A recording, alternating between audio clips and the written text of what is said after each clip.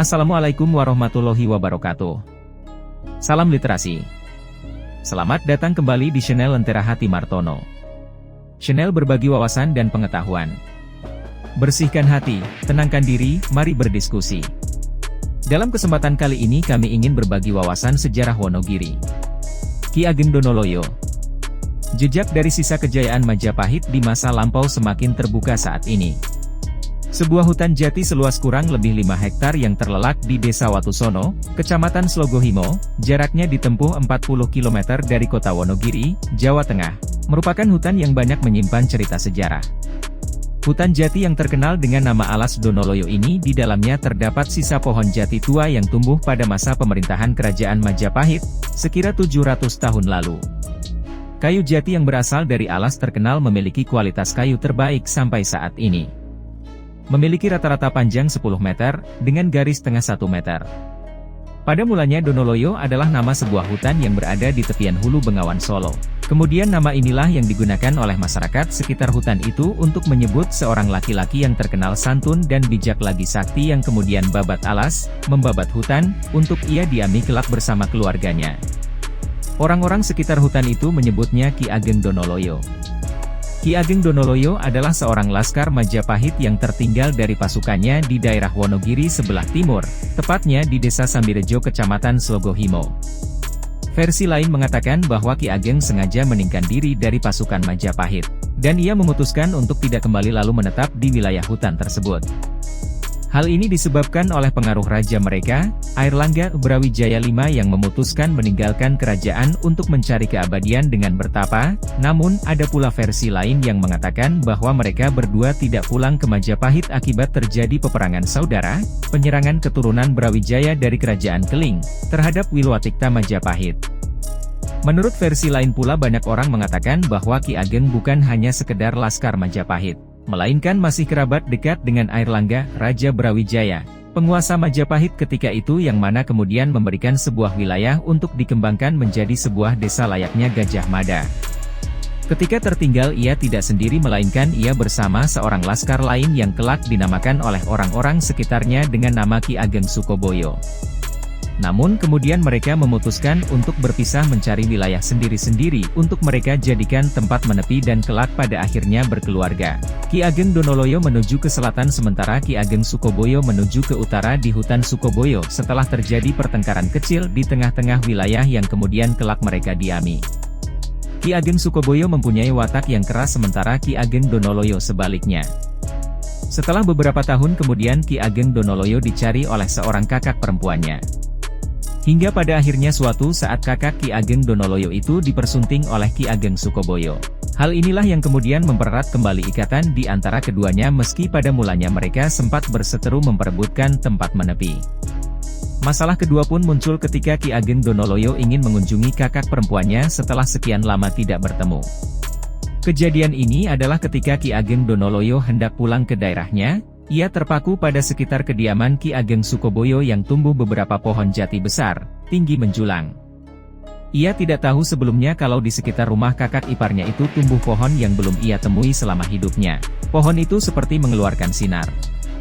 Terbersit kemudian dalam hatinya untuk bertanya pohon apakah itu kepada Ki Ageng Sukoboyo. Kemudian dijelaskan bahwa pohon itu bernama pohon jati, pohon yang memiliki batang kayu berkualitas paling baik, sejatinya kayu, di Keduang Ombo, Tanah Jawa, dan tidak sembarang orang boleh menanamnya. Mendengar penjelasan itu Ki Ageng Donoloyo sangat tertarik untuk meminta kelenteng, biji kayu jati, untuk ia tanam di daerahnya. Namun ketika ia mengutarakan niatnya itu, justru ia mendapatkan tolakan. Ki Ageng Sukoboyo marah-marah tak terkira mendengar permintaan Ki Ageng Donoloyo. Namun dengan sabar Ki Ageng Donoloyo hanya menunduk dan dia mendapatkan semprotan marah kakak iparnya itu. Lantas ia pun berpamitan untuk kembali ke niatnya semula yakni pulang ke daerahnya, kelak disebut hutan Donoloyo. Satu purnama kemudian, Ki Ageng Donoloyo berkunjung kembali. Sambil ngobrol, Ki Ageng Donoloyo dan Ki Ageng Sukoboyo berjalan-jalan di sekitar pekarangan Ki Ageng Sukoboyo yang ditumbuhi oleh kayu jati. Sepulangnya dari rumah kakaknya, Ki Ageng Donoloyo beristirahat di bawah pohon bulu, semacam beringin, yang rindang di hutan Denok, sekarang Desa Made. Disitulah kemudian ada satu biji terjatuh dari tongkat bambu Ki Ageng Donoloyo dan tumbuh besar dengan dililit pohon bulu. Pohon jati berada tepat di tengah lilitan pohon bulu sehingga terlihat unik, tampak seperti pohon bulu yang merangkul pohon jati. Jati itu kemudian dinamakan Jati Denok. Setelah tongkatnya dilihat lagi, ternyata masih ada satu biji yang masuk ke dalam tongkat bambunya Ki Ageng Donoloyo. Dan satu biji yang tersisa kemudian ditanam di hutan Donoloyo yang kelak dinamakan Jati Cempurung. Maka semenjak itulah ketika Jati Cempurung sudah beranak pinak, Ki Ageng Donoloyo melarang warga sekitar hutan Donoloyo untuk membawa atau menjual pohon jati dari Donoloyo kepada orang-orang di utara jalan. Sekarang Jalan Raya Wonogiri Ponorogo yang dipercayai sebagai tempat pertengkaran pertama kali antara Ki Ageng Donoloyo dengan Ki Ageng Sukoboyo ketika berebut tempat untuk menepi, sebab hal itu akan berdampak kematian. Kayu jati itu dengan sendirinya akan berubah menjadi jengges tenung, santet, pada yang membawa, mengangkut, dan yang menjualnya. Konon pula kemudian jati yang berasal dari hutan Donoloyo semua memiliki ciri growong di tengah batangnya meskipun sedikit, sebab hal ini dikarenakan induknya, Jati Cempurung. Ki Ageng Donoloyo sangat takjub dengan pertumbuhan jati yang ditanamnya ini. Pohon jati itu tumbuh dengan luar biasa. Dengan waktu yang tidak lama pohon jati itu tumbuh besar menjulang tinggi. Pohon jati itu memberinya kebanggaan luar biasa. Setiap hari ia memandangnya sembari memanjakan burung perkutut putih kesukaannya sembari pula menghisap candu dengan pipa panjang yang dihisap dari samping. Hingga pada akhirnya datanglah utusan Raden Patah dari Kerajaan Demak menemui Ki Ageng Donoloyo untuk membeli pohon jati yang ditanamnya itu berapapun harganya. Ki Ageng Donoloyo pun memperbolehkannya, tapi ia tidak meminta apa-apa sebagai gantinya. Ia hanya meminta sebuah syarat, lemah keduang ombo yen ono pagebluk caluk kalis lan ojo kanggo papan peperangan, tanah Jawa ini jika ada paceklik maka segeralah bisa diatasi dan jangan dijadikan sebagai ajang peperangan. Maka segeralah utusan itu ke Demak dan menyampaikan syarat Ki Ageng kepadanya. Maka Raden Patah pun menyanggupinya. Raden Patah pun mengutus beberapa dari Wali Songo untuk menebang Jati Cempurung. Sebelum menebang para wali itu berembuk di sebuah desa mengenai penebangan hingga cara membawa kayu jati itu ke Demak sebab ukuran pohon jati yang luar biasa besarnya.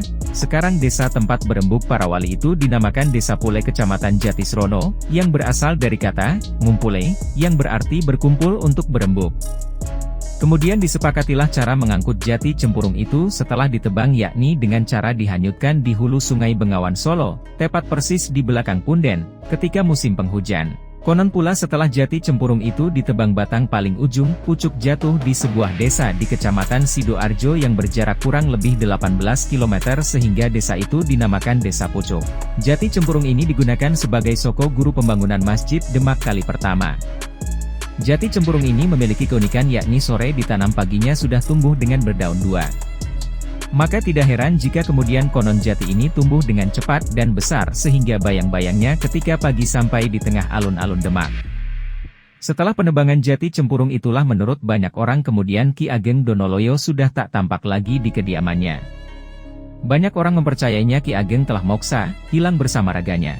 Selama ini ada kuncen yang menjaga dan membersihkan kawasan hutan khususnya wilayah Punden. Dahulu juru kuncinya adalah Embah Dikromo, sekarang diteruskan oleh anak mantu dari Embah Dikromo atas mandat Embah Dikromo dan wangsit gaib dari Ki Ageng Donoloyo. Menurut cerita secara turun-temurun, banyak cerita aneh dan tak masuk akal terkait alas Donoloyo, Punden Ki Ageng Donoloyo. 1. Bayangan pohon jati sampai di alun-alun Demak. 2. Pada saat Jati Cempurung ditebang, ada keanehan yang terjadi. Sewaktu pohon itu roboh, salah satu dahannya lepas dan menempel, Jawa, gondelan, pada sebuah pohon lainnya. Dahan jati itu bisa menyatu dengan pohon yang ditempelinya. 3. Jati yang sudah ditebang sewaktu akan diangkat dan dihanyutkan ke sungai menjadi sangat berat. Semua orang berusaha mengangkatnya namun tidak juga kuat. Akhirnya Ki Ageng mendatangkan seorang pesinden dan diminta untuk melantunkan tembang macapat di atas kayu tersebut. Lalu kayu tersebut menjadi ringan dan dapat dihanyutkan ke sungai.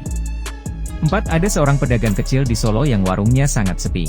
Lalu ada seorang kakek musafir yang tiba-tiba mampir untuk beli makanan dan ngobrol. Selesai makan kakek tersebut memberi nasihat dan berkata, "Dolano NG omah kule. Omahku ono sisih kidul etan Wonogiri. Sekitar omahku ono jati gede-gede.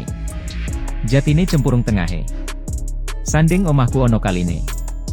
Omahku di rumah salah sijine wong seng nang desa kono. Lalu pedagang tersebut mencari rumah kakek tua dengan bertanya pada banyak orang dengan ciri-ciri yang sudah disebutkan kakek tua. Ternyata alamat rumah tersebut adalah Punden Donoloyo. 5. Salah seorang rombongan peziarah yang bercerita bahwa Gus Cokro Tunggal selesai pulang dari bertawasul di makom Eyang Hidir di Ngawi bersama santrinya, ia bermimpi didatangi oleh seseorang. Seseorang tersebut mengatakan bahwa dia utusan dari Ki Ageng Donoloyo. Gus Cokro diundang untuk bersilaturahim ke rumah Ki Ageng Donoloyo. Lalu ditunjukkan jalan menuju rumah Ki Ageng Donoloyo. Beberapa hari kemudian rombongan santri Gus Cokro berziarah, ternyata apa yang dilihat dalam mimpi, sama dengan di nyata. 6. Cerita yang hampir serupa juga dituturkan oleh salah satu sesepuh desa Teguhan di Kabupaten Ngawi yang bernama Mbah TAM. Dahulu beliau bersama temannya pernah mendapat mandat dari seorang kiai untuk riadoh puasa mutih 7 hari dan pati geni sehari semalam. Di hari terakhir puasa mutih, selesai sholat malam, beliau tertidur dalam duduknya dan bermimpi ada tamu yang memakai pakaian serba putih. Lalu Mbah TAM diajak jalan sampai di sebuah hutan yang ditumbuhi pohon jati yang besar-besar. Di samping rumah ada sungai, ada sumur tua, dan yang lainnya. Di situ Mbah TAM diberitahu bahwa di hadapannya ini adalah rumah Kiai Balak. Sebelum beliau disuruh pulang, beliau diberi amalan doa tolak balak. Setelah beberapa hari kemudian Mbah TAM mencari tahu keberadaan tempat dalam mimpinya. Di dunia nyata, tempat tersebut ternyata adalah Punden Ki Ageng Donoloyo. 7. Selain itu keunikan lainnya adalah adanya suatu cerita yang mengatakan bahwa ketika Keraton Surakarta membutuhkan 2 batang pohon jati yang berasal dari hutan Donoloyo dapat kembali lagi ke asalnya setelah seorang endalem, kerabat keraton, mencemoohnya. Jati itu kembali ke sisi hutan Donoloyo paling barat, tepatnya di Desa Pandan, dan 2 batang pohon jati itu sampai sekarang masih ada. Orang-orang mempercayai 2 batang pohon jati yang tergeletak di pinggir sebuah sawah di Desa Pandan itu adalah jati yang kembali akibat dicemooh orang endalem Keraton Surakarta. 8. Selain itu masih banyak lagi cerita aneh terkait alas Donoloyo. Bagi teman-teman yang belum subscribe, silahkan subscribe dan tekan loncengnya, supaya Anda tidak ketinggalan video lainnya. Bisa juga tonton video kami lainnya yang sudah diupload. Semoga bermanfaat. Terima kasih. Assalamualaikum warahmatullahi wabarakatuh. Salam literasi.